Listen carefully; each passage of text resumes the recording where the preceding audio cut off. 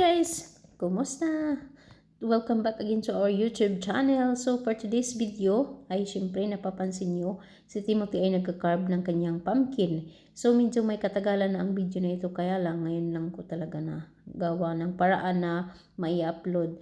So si Timothy ayaw niyang trick or treat like punta sa mga bahay-bahayan. Ayaw niya nung ganun. Natatakot siya kasi minsan nung una, nag-trick or treat siya, may nagsuot ng maskara ba? At natakot siya. Kaya ever since, hindi na talaga siya nagaganyan. So, gusto na lang niyang mag-carve ng pumpkin. Yan nga, ginagabayan naman namin siya kasi syempre, ayaw namin siyang magkasugat or maka-aksidente dahil sa ginagamit niyang kutsilyo. So, yan nga yung loob ng pumpkin. Sobrang laki ng pumpkin na to guys. Pumpkin na to, libre lang to guys kasi nung pumunta siya sa kanyang classmate, nag-birthday party, instead of sweets yung binigay ng parents nung classmate niya, ay pinakuha sila ng pumpkin. So ayun, pumpkin yung dala niya pag uwi ng bahay. Nga, tinanggal namin yung buto sa loob and then yung yung meat niya sa loob kasi sabi ni Martin maganda daw to gawin na soup. So, or sabaw, no? Kasi sabi ko, hindi ko naman yan na-try before. Pero yung pumpkin kasi guys, parang kalabasa din siya talaga. So, yun nga, kulay orange lang siya na parang yung niya, skin kulay orange. Pero talaga siya, parang kalabasa. Medyo konti lang yung pagkaiba nila. So, yan nga, si Timothy tapos nang nag-carve. So, nag-drawing muna siya and then tinulungan namin siyang i-carve yung drawing niya kasi natakot din kami na baka masugatan siya. So, ito na nga yung finished product, no?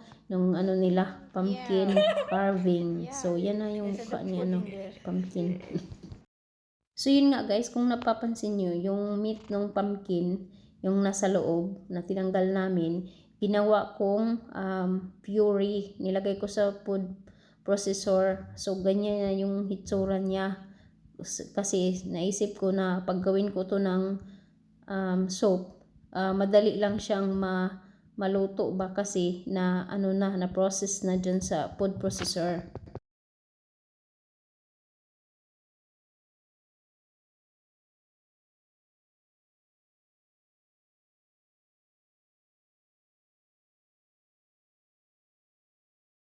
Bago akong gumawa nito guys, nanood muna ako sa YouTube kung paano gawin ang pumpkin soup.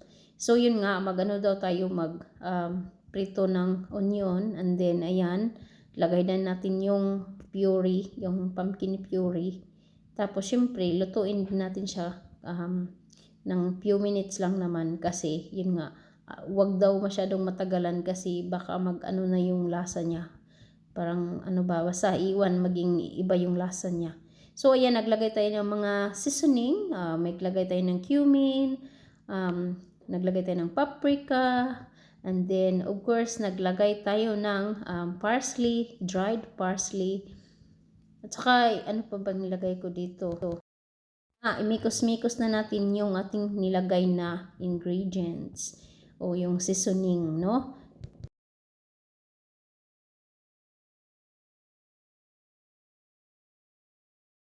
After niya, naglagay tayo ng hindi yan cinnamon. I think nutmeg yan. So, nutmeg yung nilagay ko. Kasi nakita ko yun sa recipe din. Yan nga. Naluto na natin ng mga, 8 minutes yung pagkaluto ko nito. So, hindi ganun katagal. So, ayan, nag-slice din tayo ng olive bread. And then, yan na ang ating soup. So, naging iba ang kulay. Kasi yun nga, luto na siya eh. Of course, ready to serve na ang ating soup.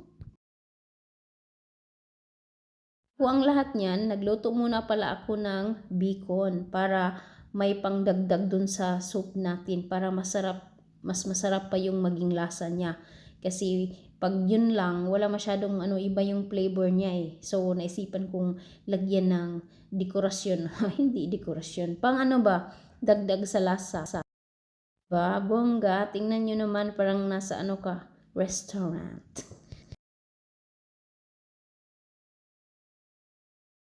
Yan, yun ang kakainin namin ni Mister. Siya din merong ganyan. So, Ayan, sarap. Of course, after namin kumain ng aming soup, nagawa din ako ng dessert kasi may nakita ako doon na pwede palang gawin na dessert or gawing pie yung pumpkin. So, pumpkin pie.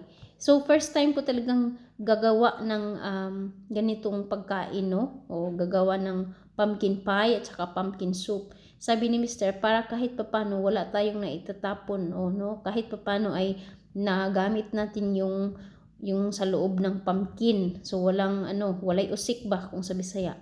And of course, iyan, nilagyan ko na ulit ng nutmeg kasi masarap daw pag naglagay ng nutmeg. Naglagay din ako ng ground cinnamon.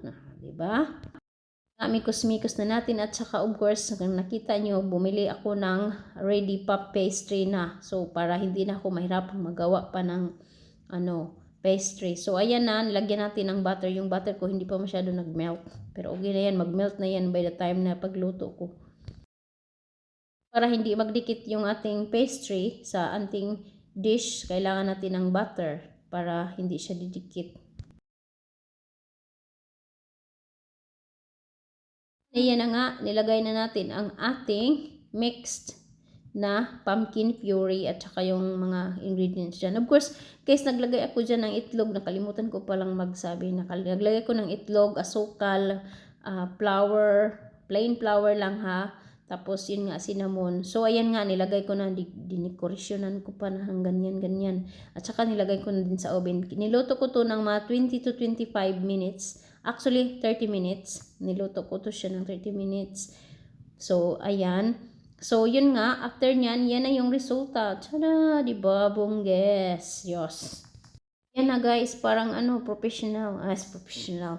Pero tingnan nyo, hindi perfect yung pagkalagay ng yung mga design whatsoever. Basta maluto lang. Yung importante is yun ang mahalaga. So, ayan na nga, iserve na natin ang ating pumpkin pie. Ang una natin pakainin ay si Mr. Nila, masarap daw kumain ng pie, lalo na kapag malamig ang panahon. Lalo na kung mainit pa din kung iserve mo siya.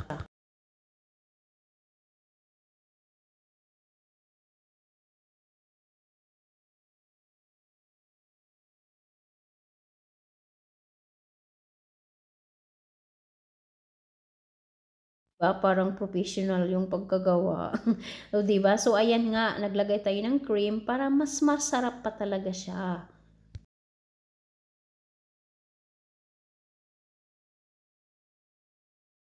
Mamaya ay huhusgahan ang ating pumpkin pie.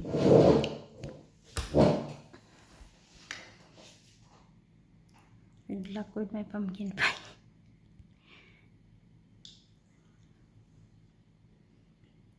Is that very sweet? It's nice. It's very nice. Is it? Yeah. Really? Yep. Just the right amount of sugar. Good. Exactly right. Yeah, oh dear, that's rather good, unfortunately. Ang ating video for today. Thank you guys for watching. Bye!